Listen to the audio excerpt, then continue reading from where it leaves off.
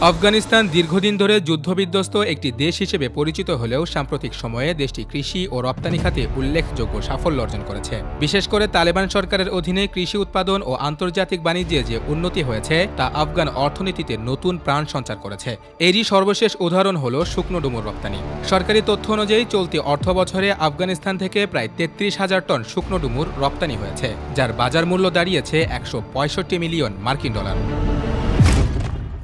২০২১ সালে ক্ষমতায় ফেরার পর তালেবান সরকার কৃষি খাতকে অন্যতম অগ্রাধিকার দিয়েছেন। সেচ ব্যবস্থার উন্নয়ন, কৃষকদের জন্য সুদমুক্ত ঋণ এবং আধুনিক প্রযুক্তি ব্যবহারের মাধ্যমে কৃষিপণ্য সংরক্ষণের ব্যবস্থা গ্রহণ করা হয়েছে। এর ফলে কৃষকরা শুধু স্থানীয় বাজারে নয়, আন্তর্জাতিক বাজারেও তাদের পণ্য প্রতিযোগিতামূলক দামে বিক্রি করতে পারছেন। আফগানিস্তানের ডুমুরের খ্যাতি শতাব্দী প্রাচীন। পাহাড়ি ও শুষ্ক আবহাওয়া ডুমুর উৎপাদনের জন্য আদর্শ, যা স্বাদ ও গুণগত মানে বিশ্বসেরা হিসেবে বিবেচিত হয়। ডুমুর ভিটামিন, মিনারেল ও অ্যান্টিঅক্সিডেন্টে সমৃদ্ধ হওয়ায় স্বাস্থ্য সচেতন মানুষের কাছে এর চাহিদা ক্রমেই বাড়ছে। ইউরোপ, মধ্যপ্রাচ্য ও দক্ষিণ এশিয়ার বাজারে আফগান ডুমুরের ব্যাপক জনপ্রিয়তা রয়েছে।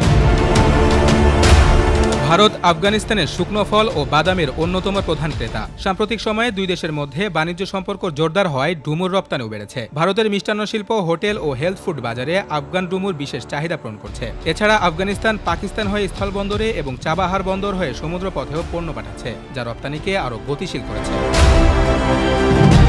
শুধু ডুমুর নয়, আফগানিস্তান বর্তমানে ডালিম, আপেল, আঙ্গুর, গম, জাফরান সহ নানা কৃষি পণ্য রপ্তানিতে সাফল্য পাচ্ছে। আফগান ডালিমের রং ও স্বাদ বিশ্ববাজারে অনন্য।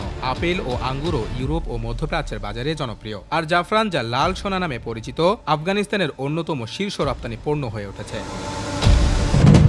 ৩৩,০০০ টন ডুমুর রপ্তানি থেকে অর্জিত $১৬৫ মিলিয়ন আয় শুধু বৈদেশিক মুদ্রার ভাণ্ডার সমৃদ্ধ করেনি, বরং গ্রামীণ অর্থনীতিকেও চাঙ্গা করেছে। হাজার হাজার কৃষক ও শ্রমিক এর সরাসরি সুফল পাচ্ছেন। পাশাপাশি রপ্তানি খাতের সাফল্য আফগানিস্তানের আন্তর্জাতিক ভাবমূর্তি উন্নত করছে এবং দেশটিকে শুধু সংঘাতের গল্প থেকে সরিয়ে উন্নয়ন ও সম্ভাবনার আলোচনার দিকে নিয়ে আসছে। আফগানিস্তানের এই অগ্রগতি প্রমাণ করে সঠিক নীতি ও পরিকল্পনা থাকলে যুদ্ধবিধ্বস্ত দেশও কৃষি ও বাণিজ্যে বৈশ্বিক পর্যায়ে প্রতিযোগিতায় অংশগ্রহণ করতে সক্ষম। তালেবান সরকারের লক্ষ্য এখন এই সাফল্যকে দীর্ঘমেয়াদে ধরে রাখা, কৃষির উৎপাদনশীলতা বাড়ানো এবং নতুন বাজার খোঁজা। ফলে ভবিষ্যতে আফগানিস্তান শুধু ডুমুর নয়, অন্যান্য কৃষি পণ্য বিশ্ববাজারে আরও শক্ত অবস্থান নিতে পারবে বলে আশা করা হচ্ছে।